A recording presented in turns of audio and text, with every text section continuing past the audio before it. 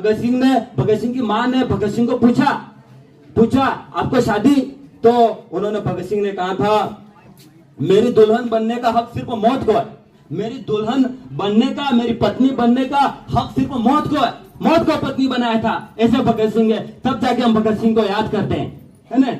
और मैं लास्ट कुछ बात बोलूंगा, अभिभावकों को मैं कहना चाहूंगा, यदि आपके बच्चों को अच्छा बनाना है, आप मैं दिल तक आपके पहुंचना चाहूंगा, अगर आपके बच्चों को अच्छा बनाना है तो मैं कह रहा हूं आपकी जमीन की 4 दीवार की जाती है, जमीन को बाड़ाबंदी की जाती है, जमीन को कोड़ दौरा 4 दीवार की जाती है, तो आप बच्चों को भी अपनी 4 दीवार, उस 4 दीवारी की तरफ क्यों सुरक्षित नहीं रख पाते हो?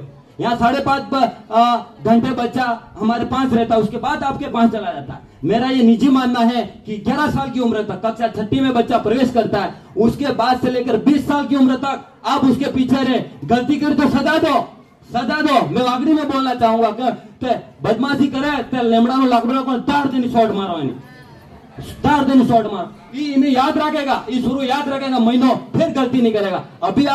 अभी उस बच्चे के आंसू पड़ेंगे पानी के, लेकिन उस पानी के आंसू से रखे तो मारा सोरा ने मारी सूरी हरदी मारो, वो आपने रखा, तो मैं कह रहा हूं 21 साल बाद उसकी जिंदगी का कठिन संघर्ष शुरू होगा।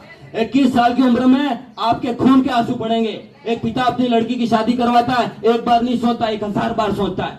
मैं मेरी पत्नी ऐसी जगह, मेरी बच्ची ऐसी जगह शादी कराऊं कि वो खुश रहे। वहां शादी कराने के बाद भी बच्ची अगर अच्छे काम करती है तो गौरव पिता का बढ़ेगा, अगर वो बुरे काम करती है तो भी पिता का नाम आएगा। इसलिए मैं कहूंगा कि 11 से 20 साल की उम्र आप बच्चों के पीछे रहो, 21 साल में वो हीरो बन जाएगा। अगर आप नहीं रहे तो मैं कह रहा हूं वो जीरो बन के उभरेगा। मैं कठिन शब्द कक्षा में भी बोलता हूं, और मैं और एक मोबाइल की बात करूंगा। मोबाइल है ना, मोबाइल में सर ने भी बताया अटुम्बो में वो उड़ा देगा। मोबाइल शानदार है, गूगल भी शानदार है, यूट्यूब भी शानदार है, वो सब सही है, लेकिन एक सोशल मीडिया शब्द आया। सोशल मीडिया वो क्या है कि व्यक्ति यहाँ से कुवैत बैठा है, व्यक्ति यहाँ से अमेरिका बैठा है, व्यक्ति यहाँ से काटोल बैठा है, व्यक्ति यहाँ से अर्थुना बैठा है, उसको एक ऐप शुरू कर दो और उससे जुड़ जाओ।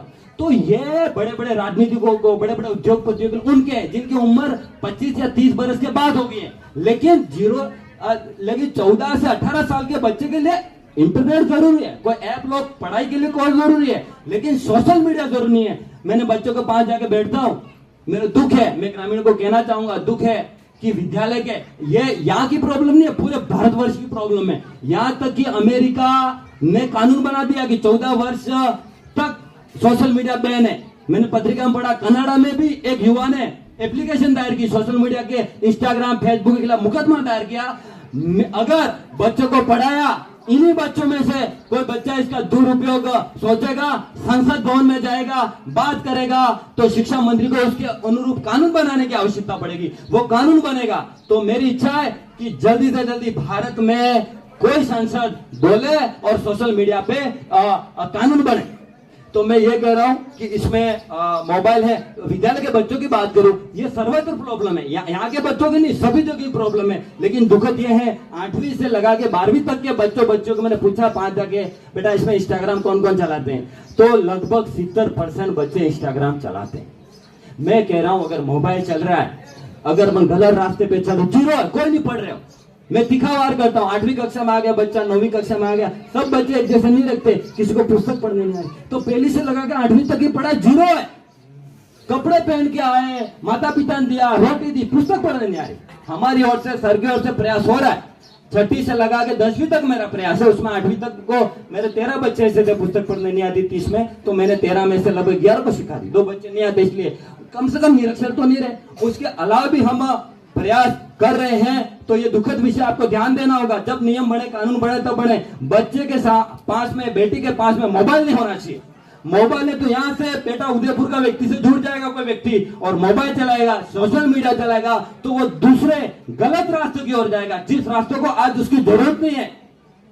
मैं और कहना चाहूंगा, बच्चों का दिमाग एक कोरी स्लेट की तरह है, जिस प्रकार बोर्ड खाली रहता है, उसी तरह बच्चों का दिमाग कोरी स्लेट की तरह है, उसमें अच्छे रंग भरे जाएंगे। उसमें बच्चा जितना सीखता जाएगा, जितना सीखेगा, वो उतना आगे बढ़ेगा। मैं एक बात बताऊं, नोट होती है, एक नोट है उसको दुकानदार को लेने जाए, ले लेगा 100 रुपए की, मैं उसको थोड़ा नीचे की फेंक देता हूँ, वो नोट में वापिस लूं, उसको रगड़ दिया नोट को, फिर भी उस नोट को दुकानदार ले लेगा। अगर आपने बच्चों ने सीखा है, ज्ञान प्राप्त किया है, तो वो जिंदगी में कितनी भी रगड़ाई खाए, कितना भी परेशान हो, लेकिन वो ज्ञान, वो नॉलेज, वो उसके पास रहेगा। एक नेल्सन मंडेला थे, अफ्रीका के गांधी बोले जाते हैं। उन्होंने क्या खूबसूरत बात कही थी, education is the most powerful weapon, education is the most powerful weapon which you can use to change the world. शिक्षा वह शक्तिशाली हथियार है जिसका उपयोग करके हम दुनिया को बदल सकते हैं। किसको बदल सकते हैं? दुनिया को बदल सकते हैं। एक व्यक्ति ने अपने आंधी से दुनिया को बदल कर दी।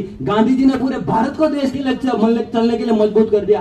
तो शिक्षा ही वो हथियार है जिसके द्वारा दुनिया को बदला जा सकता है।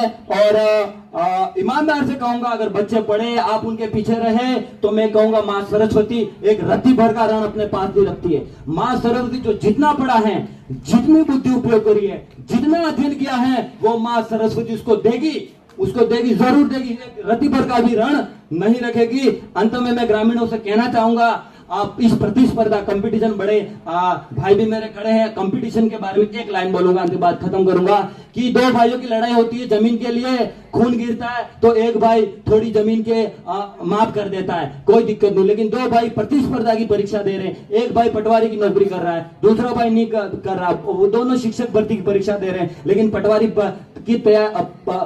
है वो ये कभी नहीं सोचेगा कि मेरा वो भाई पीछे रह जाए। प्रतिस्पर्धा बहुत कठिन है, इसलिए मैं कहना चाहूंगा कि यह पढ़ाई जितनी सरल लगती है उतनी सरल है नहीं, हमें उस पर ध्यान देना चाहिए। और अंतिम बात बोलना चाहूंगा, मेरे विवाह पीएस में था, पहले घाटोल विद्यालय था, मैदान नहीं था, मैंने बहुत लंबी जेसीबी चलाई और मैं खेल मैदान बना दिया।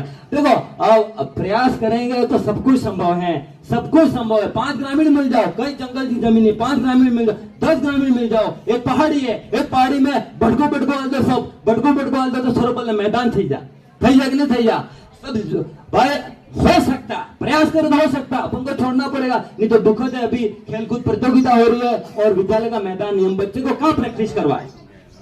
सरकार छोड़ो, सब छोड़ो, अपने बच्चों के लेकर 5 दानवीर बन जाए। कलाम साहब थे, कलाम साहब राष्ट्रपति बने थे, पत्रिका बेचते थे, मछली बेचते थे, राष्ट्रपति बने। उन्होंने अपनी जो जमीन थी वो मंदिर के नाम कर दी उनकी। 5 ग्रामीण मिल जाए, पहाड़ी के 5 जमीन है, छोटी छोटी जमीन सब दे, जैसी भी चला, क्यों मैदान नहीं बन सकता?